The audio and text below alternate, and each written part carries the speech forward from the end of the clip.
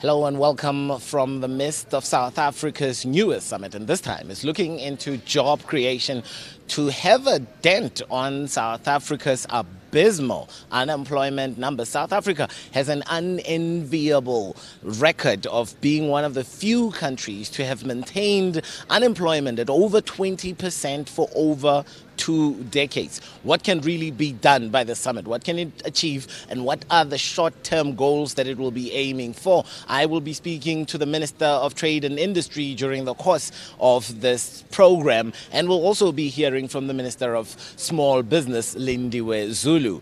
Among some of the role players that are here are academics, and I spoke to Professor Raymond Parsons of the Northwest University, who only yesterday released the policy uncertainty report, and it doesn't paint a good picture for South Africa. Later in the show, we'll be looking at the commission that is currently going on, and that's the Zondo Commission, where Finance Minister Nhlanhla Nene recently gave testimony about his experience, ordeal, and the pressure he was under former President Jacob Zuma to actually sign off on the nuclear deal. But he also spoke about the times that he has visited the Gupta household and interacted with that family. We'll be analyzing that testimony with Mfasani Kasiboto. He is from the Johannesburg Legal Society. I'll also be asking an ANC senior member, that's Zizi Kodwa, about the role that the African National Congress should be playing with regards to the commission, and whether they are urging individual high-ranking senior members of the African National Congress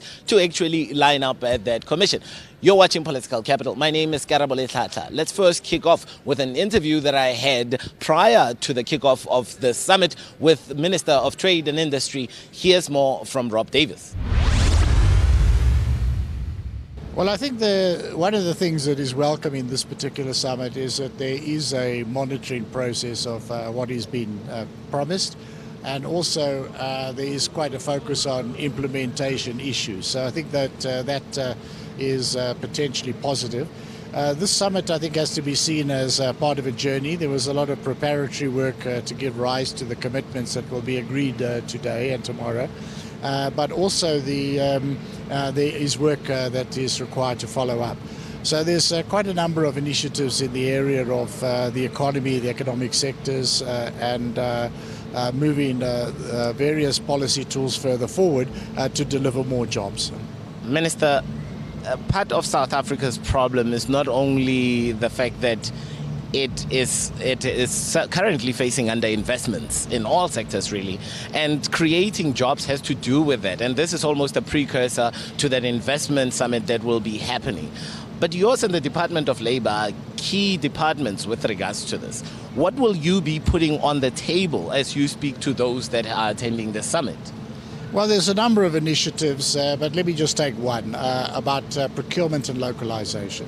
So what's positive in the agreements is, first of all, we've all committed as government to shortening the time frames for the designation of products for local manufacture in procurement decisions.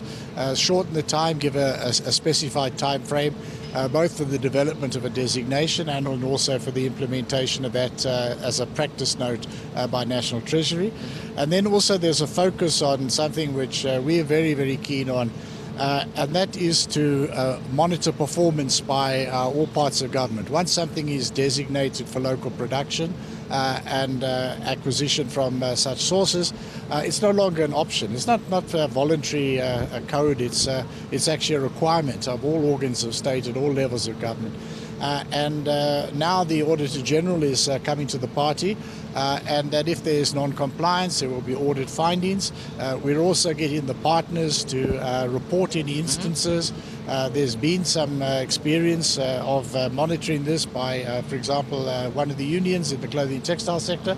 And then there's a series of commitments from the private sector about identifying tenders that they put forward as a private sector and the value chains, and to open those up to more new participants. Minister, you were around government when President Jacob Zuma in 2009 made a promise of 5 million, the creation of 5 million jobs. We know that we fell very far from that target. Part of the problem is the fact that these summits have happened, yet no one is almost held accountable. How do we make sure that the components that are here, business, labor, government, civil society, that there is a monitorable and measurable progress with regards to the commitments here? Surely it's got to be more than just a talk show.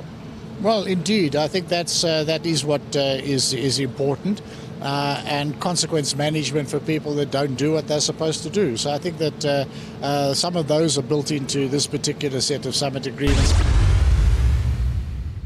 A lot has been said about South Africa's policy uncertainty, especially when you put the land question in the mix. So how will we be able to be globally competitive while we don't attend to the policy uncertainty? Those are the questions that I posed to Raymond Parsons of the Northwest University, who only yesterday released the Policy Uncertainty Index, and it doesn't paint an encouraging picture.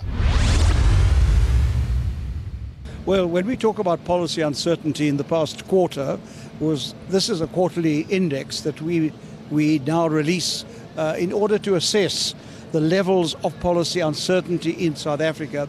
In the past quarter, the two main factors that have driven it have been, of course, the fact that we've been in a technical recession, and secondly, the very divisive debate around land reform. So that has pushed the level of policy uncertainty into further negative territory. That needs to be managed. And so when we talk about investment and jobs, it's very important that we put new building blocks in place to turn this economy around and to offer the potential of more jobs, more growth and more investment. Prof, now half of those things are recent problems, if you will. The decision on land was very recently enacted, if you will. But people say that it lacks real leadership from a government point of view. I mean, we heard the pamphlet, as it's called, by the Mbeki Foundation, really asking for leadership around the national question in addressing the land issue. Should government be addressing this land issue as an economic question rather than letting it descend into basically what it is now, them against us? The way we should look at it is that we look at the job summit, the investment summit, the economic stimulus that was announced by the president. These are building blocks towards a better response to the challenges that we now face. The role of small business is very pivotal to the discussions that are being had here. But just how much change has that ministry been able to effect in the creation of the entrepreneurs that will create the job opportunities? My colleague Lubabalo Mashikana spoke to the minister. Your department is responsible for ensuring that it creates entrepreneurs that will create jobs. What has been the progress so far? Good afternoon, CNBC. It's a pleasure to be with you again.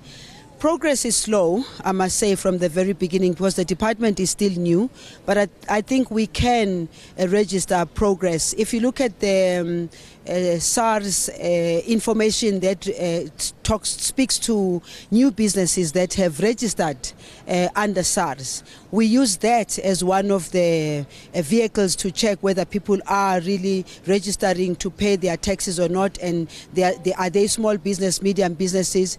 It's looking good from that point of view, where you have a lot of new small businesses who are registering for paying tax. But that's not the issue. The issue is the fact that if the economy is not doing very well, it has a negative impact on small and medium enterprises. Hence, the department's then intervention about supporting them. As you are very much aware, we support small and medium enterprises from a non-financial point of view and a financial point of view.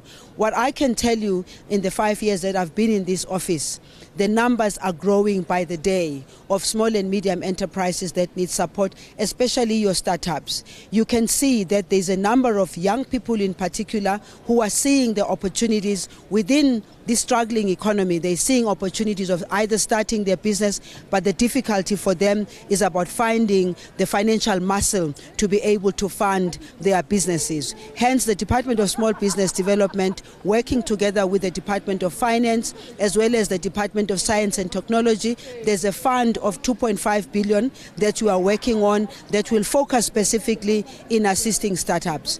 Besides that, government is looking at opportunities in the procurement procurement space, so that those that are looking for procuring something within government, because government also carries quite a sizable amount for procurement, and we're saying to all departments of government, if we're talking about creation of jobs, it's about then ensuring that we support small and medium enterprises so that they can be the ones to do that. It's simple things that need to happen. If government is looking for linen, where are they purchasing the linen from? It's time they looked at purchasing that from your small businesses, your cooperatives, because there are cooperatives who have the capacity to produce that.